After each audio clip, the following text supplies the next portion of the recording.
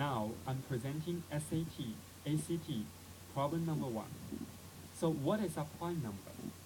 A prime number is a natural number greater than 1 that has no positive divisors other than 1 and itself. So like number 2 is a prime number because it can only be divided by 1 times 2. Number 3 is also a prime number. And number 4 is not a prime number because in addition 4 equals 1 times 4. 4 also equals 2 times 2. So from number 1 to 10, number 2, 3, 5, and 7 are prime numbers. And what is a multiple? A multiple is a product of a number and an integer. So learning the prime number and multiples are very important in SAT and ACT tests. But it also helps once you go to the college to study some math major, related majors. So this is very handy. So now let's look at problem 2. If the number 70 and 105 are both multiples of a prime number n, so let's first need to divide. What is 70 equals? 70 equals 2 times 5 and times 7. 2, 5, 7 are all prime numbers. And 105 equals 3 times 5 times 7.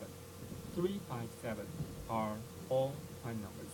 And it asks, how many possible values are there for n?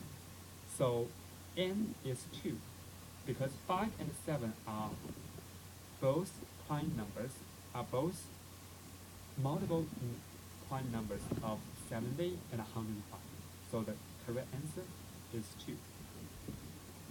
Now I'm presenting SAT, ACT, problem number 2. So this is a grammar question. It is called sentence correction test. So when you are having this test, you will find there's a sentence and there's 4 underlined parts, A, B, C, D. And you need to decide, A, B, C, D, which one is wrong. If all A, B, C, D are all correct, you will choose B, no error. But remember, A, B, C, D, if something is wrong, only one is wrong. Will not be like A and B are wrong, okay? So, and there are a few rules in solving this type of questions. So the common mistakes of the grammar, this type of grammar test are like, you need to pay attention to like verb tenses, singular, plural, pronouns, conjunctions, and sentence structures, etc. We will talk about later. So now let's look at the prompt number 2. Even though many people think of them as shabby and uncomfortable, a used hostel can be an interesting and inexpensive place to live while traveling. So underline part A, even though. Even though it's a conjunction, so pay attention to it. If even though happens, let's look at the main clause. If there's a but, even though it's wrong. Because even though and a but can only appear once. But because there's no but before I use hostel, so even though is correct. Number B, them. Them is a plural, so what is them? Let's find the plural concept. But you can only find a used hostel. So the correct answer of the prompt 2 is B, because them should be changed to it. Can be, modal verb, correct.